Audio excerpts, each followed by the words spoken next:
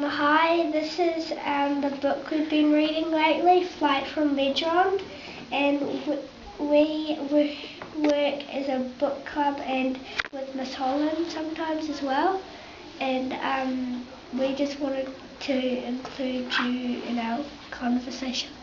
Fantastic, cool. So Maddie, you called me over here for a specific reason. What would you like to share with us? Well, today I had an inference, because one of the questions in our question asked why is Ammon so suddenly interested in learning to sail a yacht or something like that.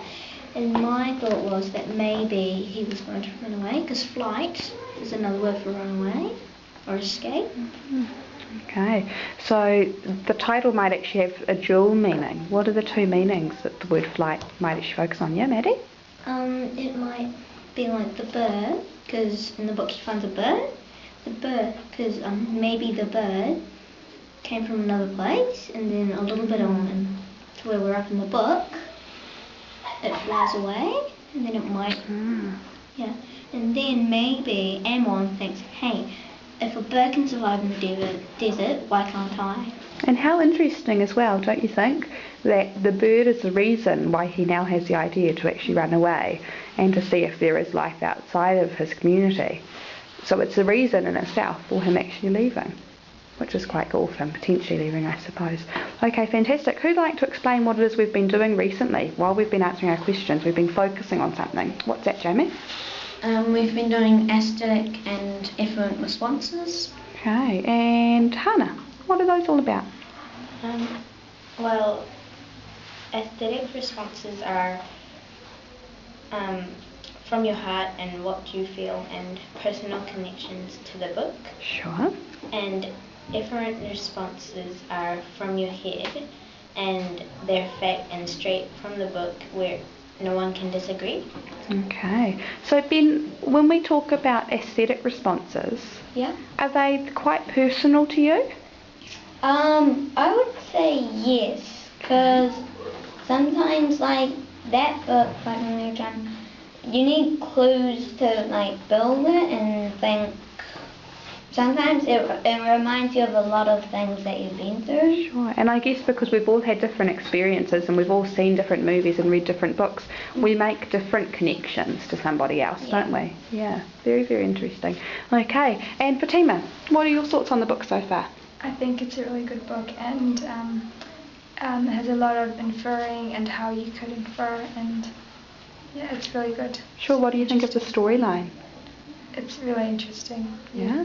Okay. And Maddie, how would you actually describe this book to somebody? Sort of like an adventure mystery, sort of. Okay. And Alex, who would you actually suggest reads this book? If someone out in cyberspace is watching this, who would you say should be reading it? What age group? Yeah, because I like mysteries and adventures. Okay. And what sort of age group do you think it would be best suited to? Probably 10 to 13 age. Okay, maybe more mature readers, do you think? Because it is quite a challenging text to read in places, isn't it? Yeah, and certainly some deep meanings. What are some of the symbols that have come up in the book? Sometimes there's like, he finds a bird, but he's not sure like what he should do with it. So he doesn't, I shouldn't say, because you should read it. Yeah, true. Really good. So maybe we won't give any more away. Okay. And Jamie, would you like to hold up just what you've got in front of you so we can share with everybody? What have you been using this book for? All our notes and inferences that we've been answering, and aesthetic and efferent responses. Today we were working on answering these questions up here. And would you like to just flick us through the book a little bit, just so everyone can get a bit of an idea about what you've been doing as a group? These are some of the Miss Holland's some of our information, isn't it, on aesthetic and efferent? That from Miss Holland has written, and from here's link. What have we got back at the front of the book? Probably just keep flicking straight over to it. Perfect. This is where we write out a storyboard, not finished yet, and we've got different stages of the book, the main events that we think should happen. Cool. And I can see that you've had some inferencing focuses to start us off with, because that's been one of the key things we've been looking at in this book, isn't it? Those hidden messages. And then we've got all our different, quite detailed Cool. inferences. They found the bird, then thought that there might be more birds. Neat. There might be another community. There's been an awful lot of thinking that's been going on for you Leaves guys, hasn't there? Yeah. Yeah, you've been taking it really deep. It's been And awesome. and it all just keeps going. And then this is aesthetic, where we started learning aesthetic and efferent. And here And that looks like a focus on your personal feelings, was Yes. it? Which is And- your aesthetic. And here we've got my son's paper from the